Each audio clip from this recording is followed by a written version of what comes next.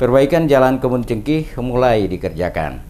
Keluhan masyarakat terhadap kerusakan jalan di kawasan Kebun Cengkeh, Kecamatan Sirimau, Ambon mulai direspon. Dinas Pekerjaan Umum sudah mulai melakukan pengerjaan beberapa titik yang dianggap rawan kerusakan. Di sejumlah titik tersebut, proses pengaspalan mulai dilakukan beberapa hari lalu guna menghindari terjadinya kemacetan panjang di kawasan itu. Sedikitnya sepanjang jalan menuju kawasan Kebun Cengkeh, Desa Batu Merah terdapat 7 titik kerusakan. Wakil Ketua DPR di Kota Ambon, Rustam Latupono, mengapresiasi Dinas Pekerjaan Umum yang mulai melakukan perbaikan. Kendati pun saat ini, kata Latupono, proses perbaikan difokuskan pada penambalan lubang jalan. Dia mengatakan proses pembangunan berupa hot mix secara menyeluruh akan dilakukan pada tahun 2019 karena anggarannya baru dimasukkan pada APBD Perubahan 2019.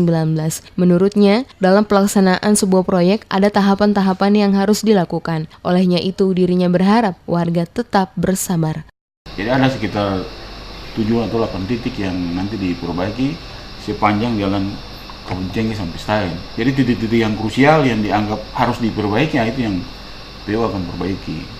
Nah, nanti setelah tahun depan itu baru anggarannya full untuk hot mix dari depan pom bensin sampai di Stain. Itu informasi yang PU sampaikan. Jadi mari kita bersabar. Prinsipnya DPR selalu mendorong agar kepentingan masyarakat terkait dengan jalan, kemudian hal-hal infrastruktur lain itu harus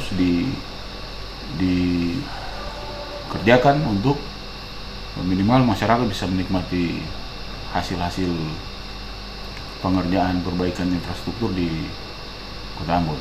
Latupono menambahkan, dirinya tidak ingin muluk-muluk soal pembangunan, akan tetapi program yang bersentuhan dengan masyarakat yang selama ini menjadi kebutuhan mendesak itu harus diutamakan. Menurut Latupono, dirinya memahami kondisi keuangan daerah. Dengan anggaran yang terbatas, tidak mungkin seluruh program yang direncanakan dapat tercapai dan terrealisasi setiap tahun. Kendati demikian, dengan adanya perolehan predikat wajar tanpa pengecualian yang didapatkan Pemkot, setidaknya memberikan angin segar dari peningkatan kenaikan anggaran baik dana alokasi khusus maupun dana alokasi umum. Oleh sebab itu, ia mengingatkan kembali agar Pemkot Ambon benar-benar konsisten dalam hal pembangunan dan tetap fokus pada upaya penyelesaian program yang sudah tertuang dalam RPJMD.